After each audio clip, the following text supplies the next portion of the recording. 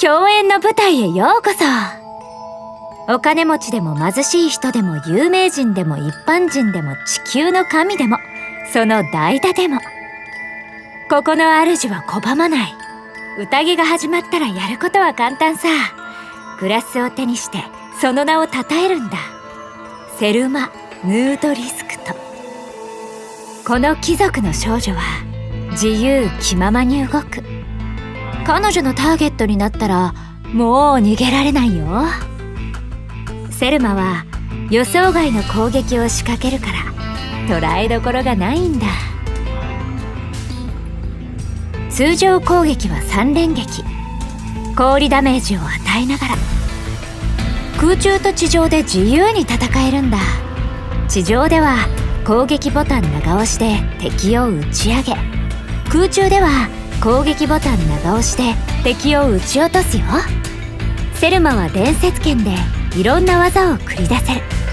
地上と空中ではそれぞれの武器スキルがあるよ。武器ボタンを押すと敵を吸い寄せ、長押しの場合は凍結蓄積値を付与できる。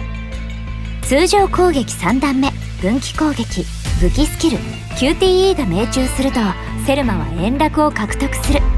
円楽が最大になると回避後に攻撃ボタンで気ままなひとときを放ち氷ダメージを与えるんだ。必殺技は停滞領域を展開するよ。連節剣で作られた檻に敵を閉じ込めてセルマは中を素早く行き来しおもちゃ狩りを満喫するんだ。水晶武器を装備すると必殺技後に追加効果が発動するよ。停滞領域を展開して敵の中にある氷を爆発させてさらにダメージを与えるんだ。リーダーを任せた時にアストラルバースト状態に入ると待機キャラは影の従者になる。セルマが攻撃すると幻影で追加ダメージを与えるよ。リングタイプ運命の輪の影響を受けセナディアも新しい力を得る。セルマがバースト状態に入ったらセナディアは影の従者として特殊攻撃を放つよ。実戦ではセルマが通常攻撃、分岐攻撃、武器スキルで敵にダメージを与え円楽を貯める。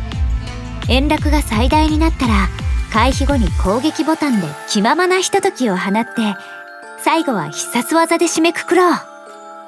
リーダーを任せた時アストラルバースト状態に入ると攻撃で影の従者を作りさらに円楽を回復させる。共鳴攻撃を活用するのも一つの戦い方だよ。リーダーがセナディアの時バースト状態中のセルマは気ままなひととき質を連続で発動でき共鳴でチェーンボルトを発生させ敵にダメージを与える。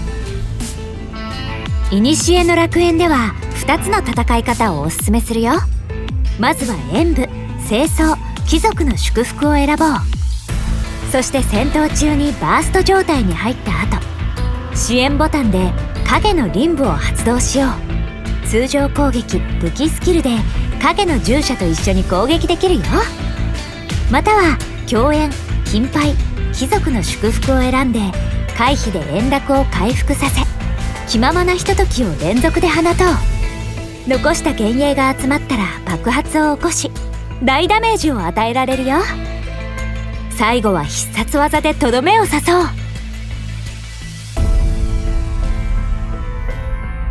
凶楽の術としてセルマは常にサプライズを求めている。無限の共演は彼女の日常でしかなく危険な影も彼女のおもちゃでしかない。だから安心してそのステップとともに踊ってみて。少なくとも彼女は快楽をもたらしてくれる。そのはずだよね。